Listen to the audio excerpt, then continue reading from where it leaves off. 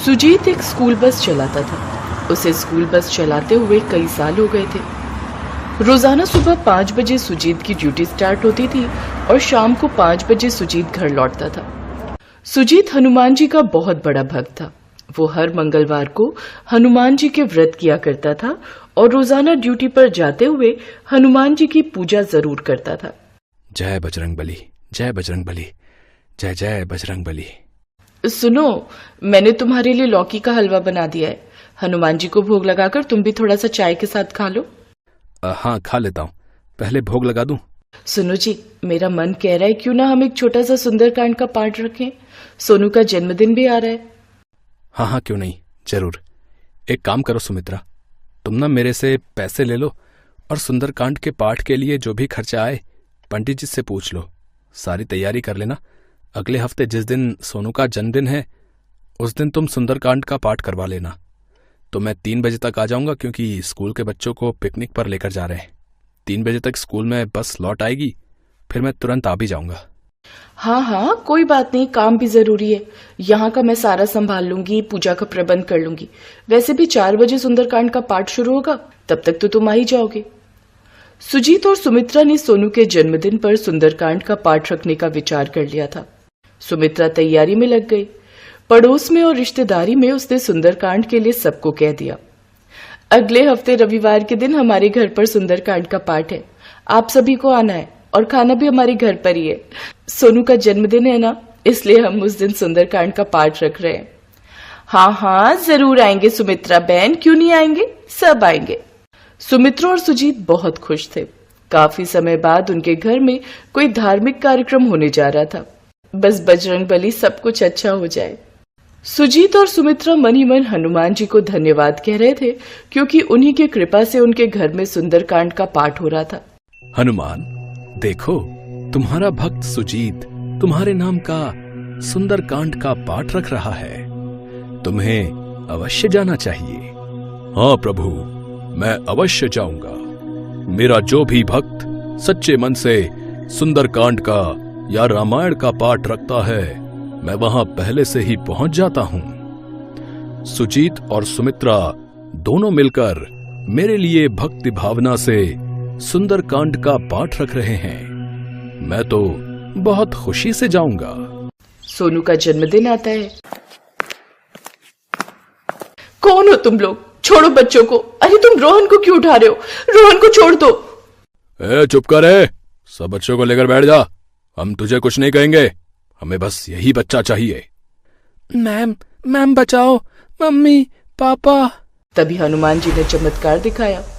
गुंडे देखते हैं एक लंबा चौड़ा तगड़े शरीर का आदमी गुंडों से बोला, इस बच्चे को छोड़ दो वरना मुझसे बुरा कोई नहीं होगा।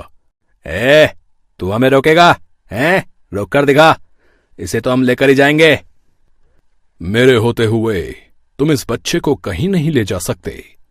दंड पाने के लिए तैयार हो जाओ। गुंडे ये नहीं जानते थे कि उनके सामने साक्षात हनुमान जी खड़े हैं। हनुमान जी ने गुंडों को खूब सबक सिखाया, खूब कुटाई की उनकी, और गुंडे दुम दबाकर भाग गए। आपका बहुत बहुत धन्यवाद भैया, आप तो सचमुच हमारे लिए भगवान का रूप बनकर आए हो। आप कौन हो भैया? मेरा नाम है बजरंगी। मैं भी एक बस का ड्राइवर हूँ। क्या आप एक बस ड्राइवर हैं? भैया हमारी मदद करो, हमें स्कूल तक वापस ले चलो। आप चिंता मत करो बहन, मैं स्कूल बस को वापस स्कूल तक पहुंचा दूंगा।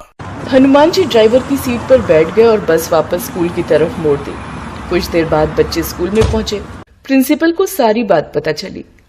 तुरंत स्कूल के अस्पताल में सुजीत को भर्ती कराया गया। बच्चे सही सलामत थे। हरीश भी स्कूल पहुंचा। मैडम, वो आदमी कहाँ है जो बस को यहाँ लेकर आए थे? वो बस ड्राइवर बजरंगी जी, वो बाहर प्रिंसिपल मैडम के साथ है। मुझे भी उनसे मिलना है। आज उनकी वजह से सब मुसीबत से बच गए। मेरे बच्चे रोहन को उन्होंने बचा लिया। हाँ हाँ जरूर, मैं अभी उन्हें बुलाती हूँ। कुछ देर बाद प्रिंसिपल मैडम हनुमान जी के साथ आती हैं। सुजीत बजरंगी की वजह से आज बहुत बड़ी मुसीबत आने से बच गई। इन्होंने सबको संकट से निकाल दिया। आपका बहुत बहुत धन्यवाद बजरंगी जी। आज आपकी वजह से मेरे घर का चिराग बुझने से बच गया। आप हमारे लिए स्वयं भगवान बनकर आए हो। हाँ, आपका नाम बजरंगी है। आप तो मेरे हनुमान जी के नाम के हो। हम उन्हें भी बजरंगी नाम से बुलाते हैं। मुझे तो ऐसा लगता है कि आपके रूप में साक्षात बजरंगी हमारी सहायता के लिए आए हैं। मुझे तो आज आना ही था। तुमने मुझे इतने प्रेम से बुलाया था। हाँ, 4 बजे आना था, पर तुम्हें परेशानी से निकालने के लिए मैं जल्दी आ गया। आज तो तुम्हारे बेटे का जन्मदिन है ना? 4 बजने वाले हैं। सुंदरकांड प्रारंभ हो जाएगा। तुम्हें घर जाना चाहिए। हनुमान जी की बातें सुनकर सुजीत चौंक गया। सुजीत की आंखों में आंसू थे। वो समझ गया था कि आज हनुमान जी ने खुद उसकी मदद की और एक बस ड्राइवर के रूप में बस चलाकर बच्चों को स्कूल तक लेकर आए। तभी तो वो जानते थे कि सुजीत ने सोनू के जन्मदिन पर सुंदरकांड का पाठ रखा है और उसे 4 बजे तक घर पहुंचना है। सुजीत घर पहुंचता है और सारी बात सुमित्रा को बताता है। सुमित्रा भी बहुत खुश होती है। सब मिलकर खूब भक्तिभाव के साथ सुंदरकांड का पाठ करते हैं और हनुमान जी के नाम का गुणगान करते हैं।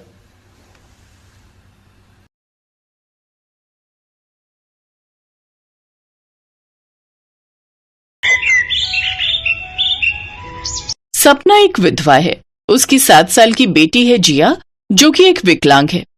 पति की मौत के बाद वो काम की तलाश में थी। वो गांव के मुखिया के पास गई और बोली, मुखिया जी कुछ काम दे दीजिए, नहीं तो मैं और मेरी बच्ची भूखे मर जाएंगे।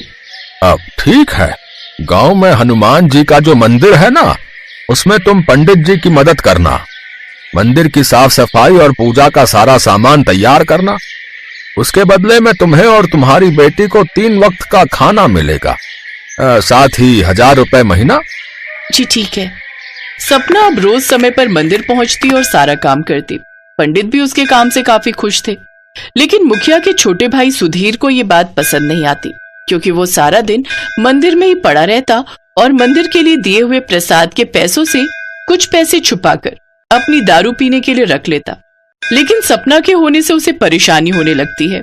वो बेवजह सपना पर चिल्लाता रहता ताकि वो ये काम छोड़कर चली जाए। मूर्ख कहीं की, ये कोई वक्त है आने का? तेरे कारण पूजा और आरती में देर हो जाएगी।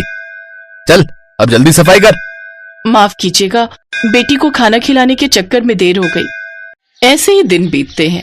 एक रोज मुखिया मंदिर में आता है और पंडित को कुछ पैसे देता है। अब इससे अच्छे फल खरीद कर लाइएगा, ठीक है? जी मुखिया जी। मुखिया वहां से चला जाता है। फिर सुधीर पंडित से वो पैसे ले लेता है और उसमें से आधे पैसे सपना को देते हुए कहता है, ए सपना, इधर आ। ये ले 500 रुपए और बाजार से प्रसाद के लिए फल ले आ। लेकिन मुखिया जी ने तो 1000 रुपए दिए थे। वो सब देखना तेरा काम नहीं है, समझी? चल अब जा। सपना बाजार से फल ले आती है। कुछ देर बाद वो सब हनुमान जी की आरती करते हैं। सपना अपनी मधुर आवाज में आरती गाती है। आरती की जय हनुमान लला की, आरती की जय हनुमान लला की। उसकी आवाज सुनकर हनुमान जी देवलोक में बैठे सम्मोहित हो जाते हैं। वाह, कितनी मधुर आवाज है इस बहन की। आरती होने के बाद, अरे ये क्या बात हुई मुखिया जी, प्रसाद खत्म हो गया?